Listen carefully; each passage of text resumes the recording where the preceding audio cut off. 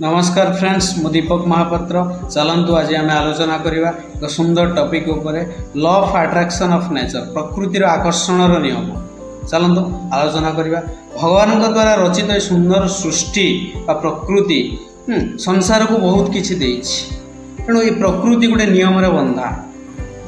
ये नियम को पालन कर आजिका डेट्रे बहु लोक सफलतार शीर्ष में पहुँची। आमे भी सफलतार शीर्ष में पहुँची पारिबा जदि आमे ये नियम को हृदय पालन करवा एवं तत्संगे संगे मेहनत भी करवा, तेणु आम निश्चित सफल हवा। तेणु प्रकृति कौन करे, प्रत्येक जिनस से सजीव हो कि निर्जीव हो, जीव जगत में उद्भिद हो कि प्राणी हो, प्रत्येक जिनस को निजर केन्द्र आड़ को निजर सेंटर पॉइंट आड़ को आकर्षित करे। तेणु आम जानी पाठर अच्छी बही अच्छी पृथ्वी पृष्ठ प्रत्येक जिनस पृथ्वी तार निजर केन्द्र आड़ को आकर्षित करे। महाकर्षण बल माध्याकर्षण बल पृथ्वी पृष्ठ कार्य करे, आम बही पढ़ी। तेणु प्रकृतिर यही नियम द्वारा आम मनीष भी बंधा।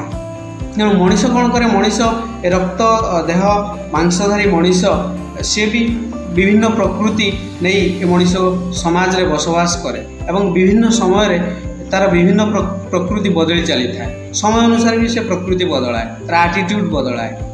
तेणु ये मनीष जदि दिल से जो जिनस चाहे से अनुसार मेहनत करे, तार प्रकृति जो हिसाब रे थाए सी समय क्रमे से ही बनी जाए। प्रकृति ताकू से ही बन दिए। तेणु कथार अच्छी as you sow you reap. आपण जहाँ करेंगे प्रकृति आपण को किछि दिन पर से ही रिटर्न दब। तेणु आज एतिकी।